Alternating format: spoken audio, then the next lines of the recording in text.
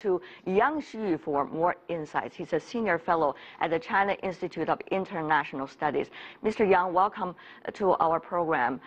President Xi and Obama both promised to jointly fight against cyber crimes. What do you make of the level of agreement these two gentlemen has reached today? And what about the follow-up? Particularly, these could involve a lot of individuals from both countries, not necessarily the government could have control of everything. Mr. Yang.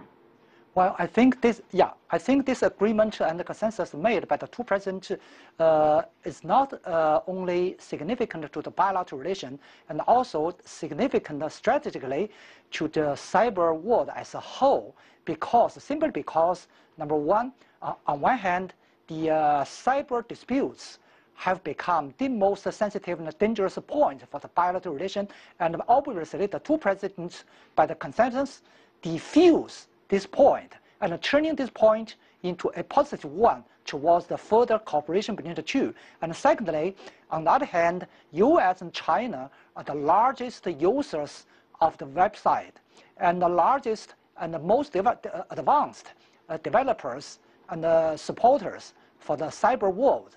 And any treaties and agreements or rules reached by the two countries will be an excellent model and the rules for the cyber world as a whole, so that there will be a more peaceful, more reliable, safer cyber world for all of the world. Especially, I take notice that the two countries commit to non-militarize the cyber world. That is the most important thing for all the sides.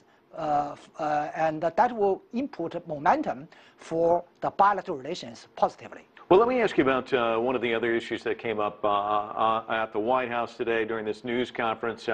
Both presidents coming out and making statements, and a lot of times when you have these two leaders coming together, a lot of times it sounds like they're speaking with one voice. But on the issue of the South China Sea, President Xi stood firm on this, very, very firm on this issue. South China Sea, very tough and direct rhetoric on it. What can you say about that, and how's that playing there in China, would you say? It's a very interesting question. I noticed this phenomenon, say, the two presidents said sophisticated different wordings about this same issue. Obviously, there are sharp differences remains. However, if you read all the wordings from the two presidents, we can obviously find a common ground. Say, for the United States, Obama said they will navigate continuously that international laws allows. But for Chinese side, if U.S. navigate by international law, China will not have any objection, just like before. So the minimum common ground between the two on South China Sea is U.S. Seek for the freedom of navigation abide by the law, and China will abide by the international commitment and responsibility to guarantee the freedom of passage with the surrounding countries, say ASEAN countries. So the common ground, although that's limited, will lay a base for the two countries to control and manage the differences. For example, if China's construction on the islands, U.S. strongly oppose, does not affect the freedom of passage, that won't trigger the confrontation between the two. And by the same token, if U.S. act there by international law, there won't be confrontation between China won't impose the objections and so on. So basically, I think through the two sets of different wordings from the two presidents, I think that China-U.S. relation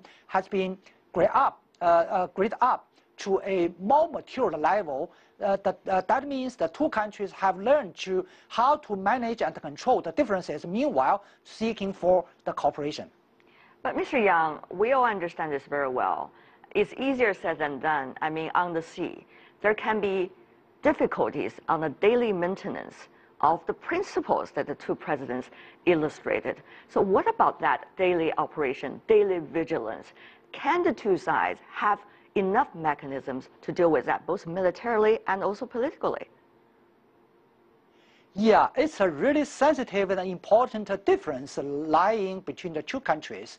Through the summit, I understand that the two countries at the very top level have determined to implement a pragmatic way, on one hand, to control the disputes from out of control, and on the other hand, obviously the two sides will input more efforts to enhance male-to-male contacts, because in practice, any kind of real confrontation between two countries will be triggered by military. So the military male-to-male relation is the base for this very sensitive and confrontational issue. As long as the male-to-male relation is in good shape and in the progress of